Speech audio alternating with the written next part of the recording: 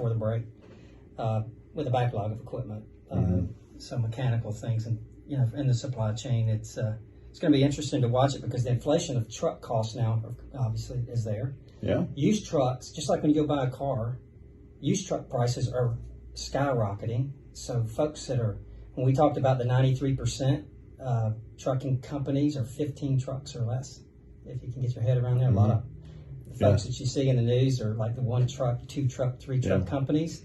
Well, they're paying an inflated rate for a used truck. So when things get back online and we don't have the chip shortage and new trucks start to come online, guess what's going to happen to the value of that used truck? It's going to go down. It's going to go down. That's why I sold one of my used cars 2 weeks ago. So it's time to get out. I wasn't using it very much. I'm going to go ahead and get rid of it now. I get a great price. Right. Yeah. So it's going to pop, and then what's going to happen is you're going to have a lot of these owner operators will have a truck that's worth of half of what they're paying for it each month. Wow. Yeah, it's going to be a problem, right? So a lot of foreclosures on trucks, maybe. Exactly. The bank's going to own some more. Yeah, so the drivers will either go find another job somewhere else in some other industry, or they'll come to work for a larger company, or they're going to have to work their way out of that, and hopefully they'll get some help. But COVID obviously we talked about that last week, was a big problem in our industry when Asia shut down. Products stopped coming, and then they opened back up and things got backlogged.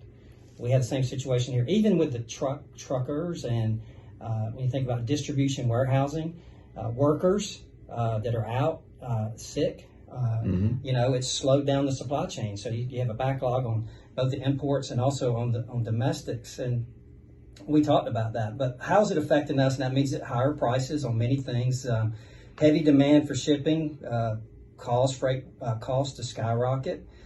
We book somewhere in the neighborhood of 600 to 800 to 1,000 loads a day. Wow, that's a lot of stuff. Now, we decline 1.5 times that. Really? Yes, on a daily basis. You just don't have the capacity to do it. Don't have the capacity. Wow. So if you think about it, and in the article... You think at some point in time you may have that capacity when all this stuff, will the demand drop then, or will the capacity need to increase to keep up with that demand? Yeah, we just got to get people back to work.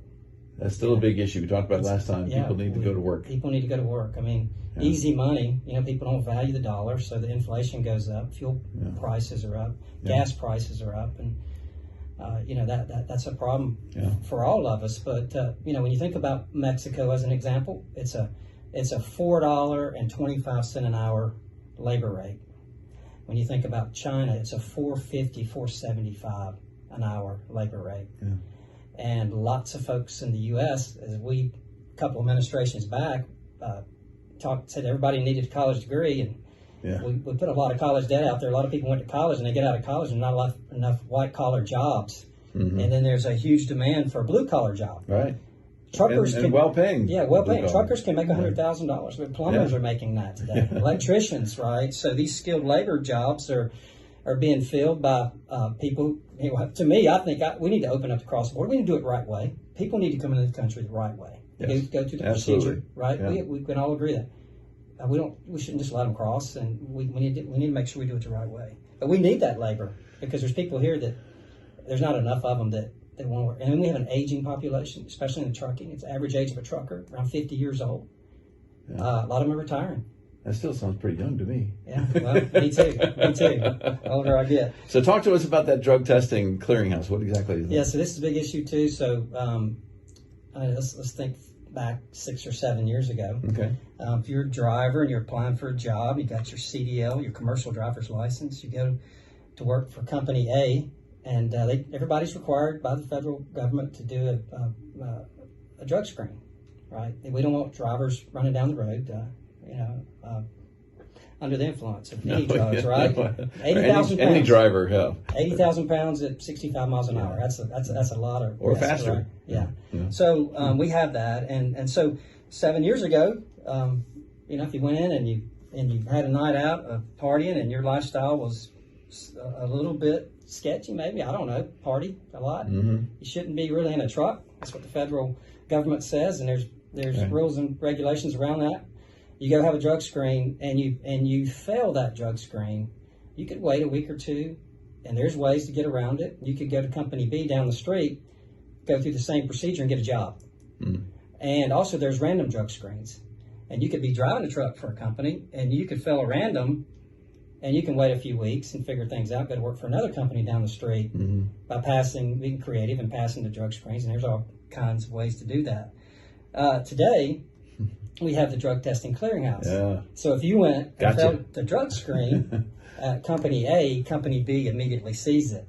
Okay. And so you go into the clearinghouse, and it's about a 90-day deal. You go in there, and you have to wait, and there's certain criteria and things that you have to do to get out of the clearinghouse, and then what we're seeing with a lot of states legalizing marijuana and other things, less than 6% of those drivers come back out. Once they get in the drug clearinghouse, it's like they're done. Yeah. Because they're probably addicts and they're not going to ever get drug